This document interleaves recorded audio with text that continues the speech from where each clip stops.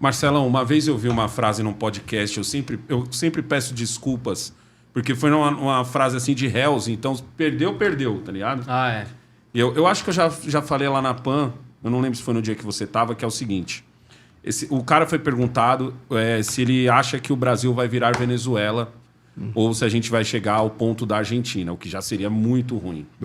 E ele diz assim, eu acho muito difícil isso acontecer, porque felizmente ou infelizmente nós temos um centrão. E o centrão, ele é o parasita que não deixa o hospedeiro morrer. Eu queria saber duas coisas. Essa frase está correta? 2, você acha que nesses próximos 4 anos a gente corre o risco... Uma Venezuela eu acho muito difícil por causa do nosso tamanho, não seria em 4 anos. Mas uma Argentina, a ponto da gente ter aquela inflação eu ia falar 50, mas lá já está batendo 90, se eu não me engano, anual. Sim, chegou a quase 100. Entendeu? Você acha que a gente corre esse risco? Olha, falando do nosso parlamento, quando ele foi eleito essa nova legislatura, muitas pessoas falaram assim, agora nós temos uma oposição, só uma quantidade de parlamentares de direita. Aí qual foi a brincadeira que eu fiz? Eu falo, então falei no dia de frente, falei em vários lugares. Na política, em especial no nosso parlamento, você tem uma certeza e uma dúvida. A certeza é que vai ser traído, a dúvida é quando. Por que isso acontece? Por uma razão simples. Ora, você tem uma estrutura montada que sempre vai negociar os seus interesses, já que eles não são representativos ou representantes de quase nada, porque muitos deles são levados a reboque. E eles estão lá na luta pelo poder. Então, eles estão lá para negociar. Quando o pessoal falar que tinha um monte de gente de direita, eu dizia, não tem, não. Você deve ter aqueles que realmente vão ser opositores, dos 513 da Câmara dos Deputados, 110. O restante, mas eles também são de partido de direita, eles vão negociar. Por que eles vão negociar? E eles vão trair todo mundo que votou, porque muitas vezes os caras que votaram nele nem sabem que votaram neles. Ali eles vão simplesmente negociar cargo, negociar posição, negociar... Quer ver uma coisa que... Por que a gente fala? Por que alguém vai lutar tanto para ser presidente de uma comissão da Câmara dos Deputados, ou uma comissão do Senado, ou para ser presidente da Câmara? Porque quer poder? Além disso, tem cargos. Quando você assume um cargo desse, liderança de partido, você é o líder do partido no Senado ou na Câmara. Junto você ganha um gabinete, um monte de cargo. E o que esses cargos são? Você acha que os cargos são apenas para ter pessoas competentes? Só critério técnico. Você chega lá, Igor, o negócio é o seguinte, você me apoiou muito e eu tenho que te pagar essa dívida política. Aí o Igor, não, então faz o seguinte, coloca essas pessoas aí que são do nosso grupo, aí vai lá dando cargo. Muitas vezes os caras não são competentes. Não estou dizendo que são todos assim, tá? Mas essa jogada acaba configurando essa esculhambação que nós temos no nosso Congresso. Quando você perguntou, você disse assim, nós vamos transformar na Venezuela, porque eu falei tudo na Venezuela ou na Argentina, porque eu comecei falando sobre isso, sobre o Congresso e a questão da traição e das negociações que são feitas. Para a gente se tornar Argentina, a gente tem que ter uma desregulação econômica, tá? Ao ponto de acabar gerando tanta inflação. Qual é o grande problema que Sua Excelência, o presidente que foi eleito, está vivendo? Ele foi eleito com uma coligação, que é uma frente enorme. Primeira coisa que ele fez, vou criar 13 ministérios. Eram 24, eu acho que o Bolsonaro tinha 23. 14 ministérios. Passou de 23 ou 24 para 37, cara. Ao fazer isso, primeira coisa, qual foi o problema que trouxe para nós? Pô, mas o orçamento que eu passo no primeiro ano já foi aprovado. Eu tenho que arranjar dinheiro de algum lugar. Rebenta o teto. PEC da transição, porque a gente precisa cumprir o compromisso de campanha com aquelas pessoas mais desfavorecidas, coitadas, estão passando fome. Conversa fiada. Por quê? Porque, na realidade, essa PEC de transição está sob a legenda de ajudar as pessoas que precisam. Mas tem um detalhe. Isso poderia ser negociado dentro do parlamento. Bastaria o quê? Que você pegasse a fatia do orçamento para cumprir essas promessas de campanha. Mas você não tem dinheiro. Por quê? Porque o dinheiro vai ser usado exatamente para pagar esses funcionários, esses cargos e todo esse inchaço da máquina administrativa. É sempre bom falar para o pessoal que 13 ministérios significa uma porrada de cargo cada ministério. É 13 cabeças. Que dá a impressão, às vezes, que são só 13 cabeças, ou seja, são só 13 salários. Olha só. Não, tem toda uma estrutura. Olha só que coisa. Uma vez estava conversando, a gente estava num debate com Maílson da Nóbrega. E ele falou, quando ele falou aquilo, graças a Deus que alguém veio na TV e falou isso. Porque ele falou, pô, não sei por que vocês estão discutindo tanto. Do orçamento, 80% do orçamento é fixo e obrigatório, é impositivo. Por qual razão? Porque é pagar funcionalismo, pagar pensão.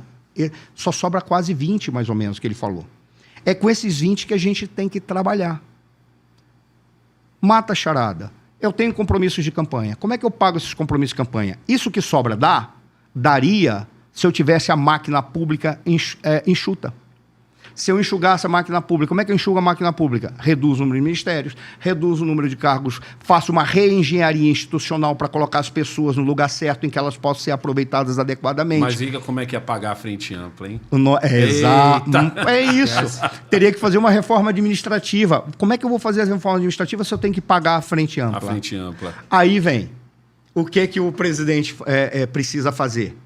Ele precisa, de alguma forma, arranjar dinheiro. Como é que ele já está querendo arranjar dinheiro? Acabou a desoneração dos combustíveis. A partir de agora, volta a tributação. Vai botar mais 29 bilhões. Botou aí, ele tem como pagar esses problemas políticos. Além disso, o que ele precisa? Se eu não tiver condição de arrecadar imposto porque eu estou afastando os investidores, eu vou ter que imprimir moeda. Vem a inflação. Além disso, o que eu preciso fazer? Eu preciso atrair investidores. Eu nunca vou atrair investidores com juros da taxa Selic tão alto. Exato. Você balela. Você baixa os juros da taxa Selic por qual razão? Porque se você baixar, você consegue criar crediário. Qual é a maior forma de você iludir uma pessoa? É fazer com que ela compre esse copo que ela sempre sonhou que custa $1 milhão. Não, vamos jogar uma coisa factível. R$3.000, suponhamos que seja. São aqueles copos turbinados. Stanley, isso. R$4.000. É o meu sonho. Sempre sonhei isso, mas não tenho dinheiro, porque eu tenho que comprar o meu feijão com arroz. Mas você pode comprar isso em 50 parcelas sem entrada.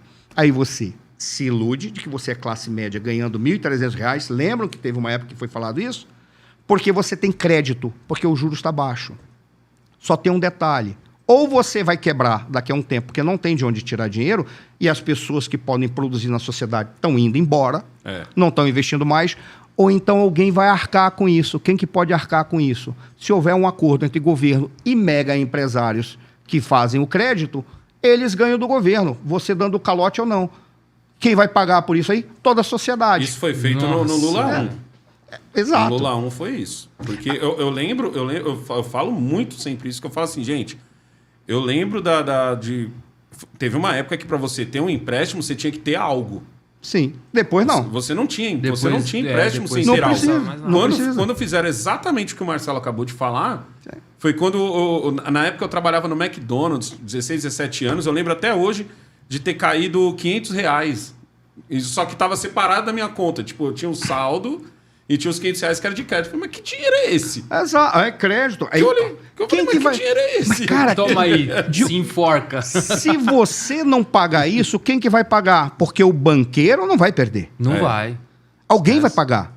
Provavelmente a sociedade inteira por intermédio do Estado, ou seja, por intermédio do governo. Agora o que acho que foi o Itaú com a Americanas, o Itaú Bradesco, não sei, que tá com aquela coisa que jogou a dívida para nós. Olha, olha que coisa curiosa. Quando você falou de ir para a Argentina, tá entendendo a lógica que pode produzir uma Argentina? Aí a gente está vendo essa discussão sobre a independência do Banco Central. Às vezes que eu pude me manifestar, eu digo, gente, vocês acham que o Lula está preocupado com a independência do Banco Central? Tá nada. Ou não? Ele está preocupado em ter apenas uma coisa, o cara dele lá. Tanto que ele começou, porque o Banco Central... Aí o Roberto Campos Neto, ele começou a amenizar. Aí ele, puta, o que eu faço agora? Porque o problema é ter ele lá. E não ser independente ou não, porque se ele tiver um cara dele, ele dá um telefonema. Aí, Bessias, diminui porque a gente precisa para fazer a coisa. Não foi assim que a Dilma falava? Porque aquele cara que agora está na AGU, que é a jogada dele. Se isso é feio ou bonito, é outra questão. Mas é uma jogada, faz parte da estratégia. A Argentina, a gente pode se tornar, se essa política econômica que está prevista, sem fazer a reforma administrativa, continuar.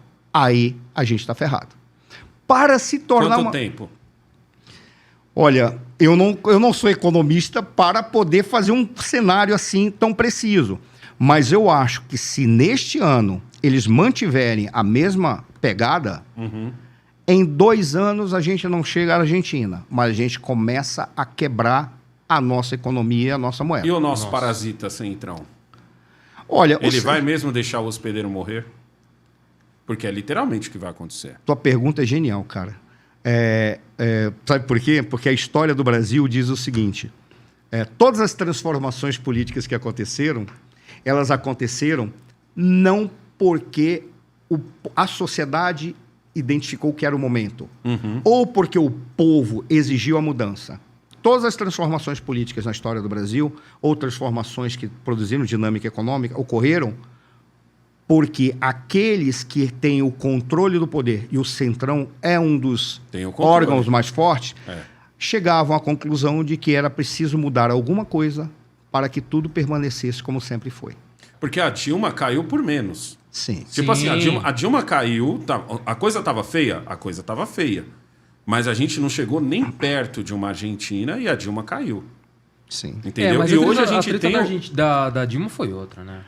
Mas eu vejo assim, da seguinte forma. Quando a gente hoje... A gente tem uma Argentina como exemplo do nosso lado. Grande, forte e quebrada.